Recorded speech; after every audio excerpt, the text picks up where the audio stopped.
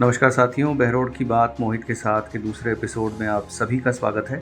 विभिन्न मुद्दों पर चर्चा करने की इस कड़ी में आज हम भारतीय जनता पार्टी के नेता मोहित यादव से बात करेंगे बहरोड में शिक्षा व्यवस्था और इस पर जनता की सोच के बारे में।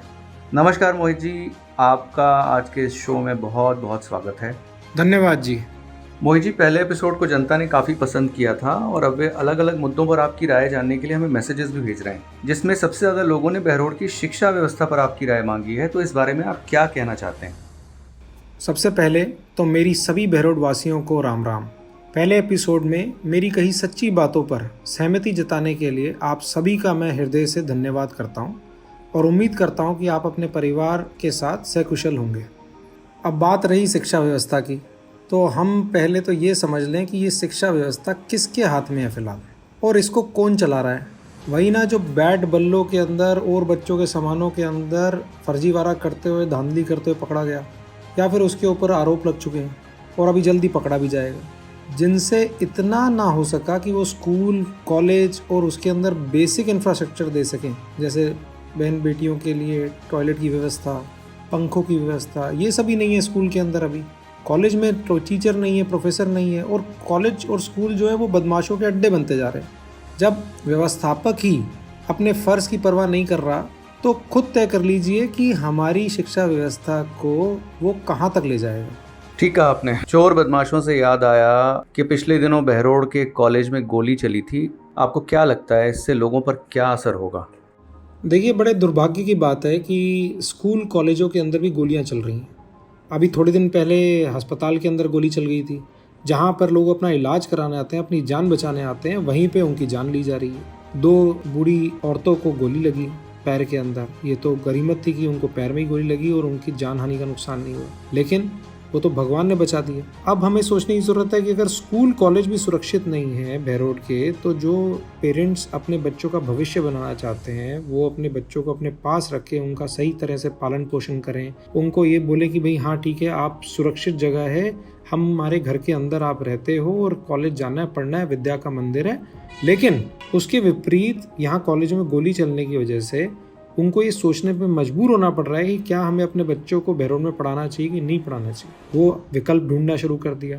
लोगों ने बाहर कॉलेजों में एडमिशन कराना शुरू कर दिया कि जो सिटी के अंदर अच्छा एनवायरनमेंट है, सुरक्षित है हमारे बच्चे, उधर वो भेजें। और इसकी वजह से हमारे स्कूल कॉलेजों के अंदर एडमिशन्स कम होंगे और इतना बुरा असर जाएगा कि आने वाले समय के अंदर अगर यही हालात रहे तो फिर कोई भी बच्चा यहाँ रहना पसंद नहीं करेगा। कोई भी पेरेंट्स अपने बच्चों को इन स्कूल कॉलेजों में भेजना पसंद नहीं करेंगे, क्योंकि उसमें उनकी जान को खतरा है। कोई भी पेरेंट ये नहीं चाहता कि हमारे बच्चों की जान हानि का नुकसान हो।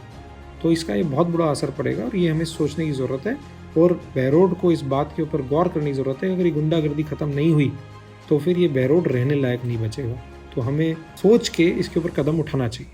तो इस तरह की आपराधिक घटनाओं के लिए आप किसको जिम्मेदार ठहराते हैं?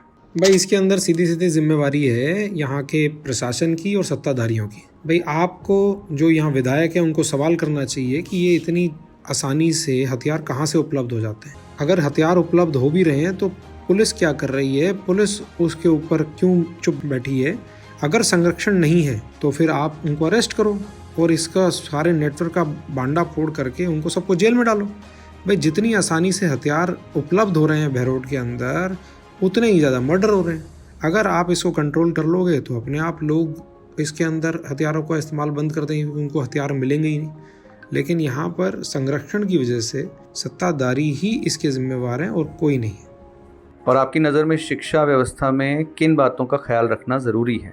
देखिए, विकास करने की, ख्याल रखने की और बेहतर करने की कोई सीमा नहीं होती, पर फिलहाल बहरोड का शिक्षा विभाग बेसिक सुविधाओं के लिए तरस रहा है। स्कूल कॉलेजों के अंदर टीचर्स की संख्या नहीं है, साफ सफाई की कमी है, खेल कूदने की मैदान नहीं है, अगर मैदान है तो उसके अंदर स्पोर्ट्स के लिए सामान नहीं है क्योंकि वो वैसे ही चोरी हो गया है, और बच्चियों के लिए सैनिटरी नैपकिन्स, उसके बाद ladies toilet, first aid kit, medical checkup, uniform, notebook, pencil, मतलब जो भी सबसे बेसिक सुविधाएं होती हैं उसी का अभाव है बहरोड के अंदर। तो सबसे पहले तो उनको पूरा किया जाए और इसके बाद कोई उम्मीद करें कि हम यहाँ पर और कोई नई चीज़ें ला सकें।